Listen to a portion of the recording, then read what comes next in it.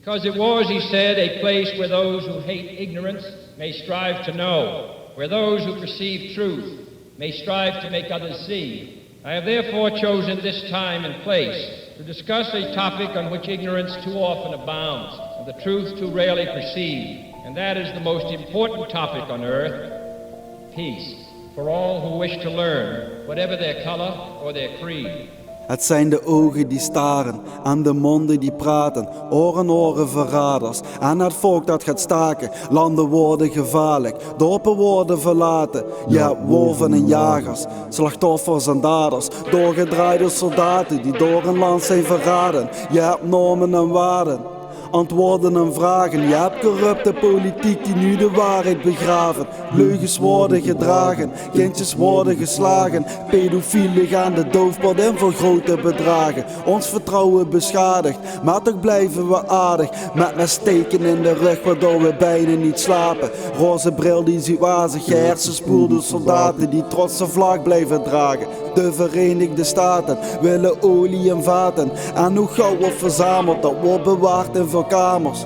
Bewaakt door soldaten die niet veel durven vragen. Dat is geld in het laadje, laat die honden maar slapen. Laat ze maar denken dat ze vechten voor het land van hun vader. Hier kent gezondheid geen waarde, al die troep in ons water. Fluoride de basis, je wilt niet weten waar het eten wat je nu eet van gemaakt is. Onze ogen zijn open, maar voor de waarheid gesloten. Heel veel angst wordt aangepraat en heel veel die dat geloven. Heel veel nieuws is gelogen en verdraaid om te stoken. Woorden verbogen. Ooit komt de waarheid naar boven. Creëren haat naar mensen die geen blanke kleuren vertonen. Producten worden verboden. Dat is allemaal nodig om de haat tegen een huidskleur nog een stuk te vergroten.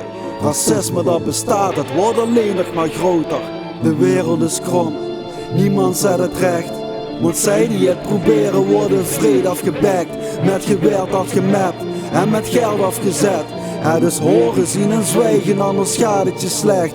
Wat is echt, wat is nep, wat doen die wapens en rap?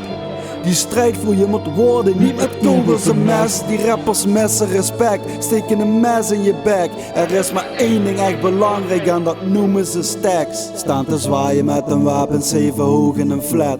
Ze gedragen zich als bazen, maar verkloten de rap. Want de inhoud die is matig, het gaat ook om de tekst. De echte spreker wordt vergeten, want voor dat is geen plek. De wereld naar de klote, jeugd wordt letterlijk gek. Ze beroven hoogbejaarden met een mes op hun nek. Meneer agent is ook corrupt niet, het systeem is niet recht. En dat moet jou beschermen, het vertrouwen is weg.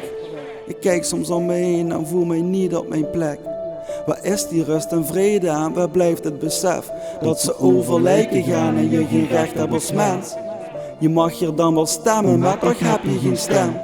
En als ze jou niks gunnen, word je hard afgeremd. Ze zien je liever niet gelukkig en dat vind ik me eng. Schrijven medicijnen voor waardoor je er niet meer bent. Kijk maar naar de feiten, voordat dit wordt ontkend. Ritch. Our problems are man-made, therefore they can be solved by man, and man can be as big as he wants. No problem of human destiny is beyond human beings. Man's reason and spirit have often solved the seemingly unsolvable, and we believe they can do it again. And if we cannot end now our differences, at least we can help make the world safe for diversity. For in the final analysis, our most basic common link is that we all inhabit this small planet. We all breathe the same air. We all cherish our children's futures. And we are all mortal.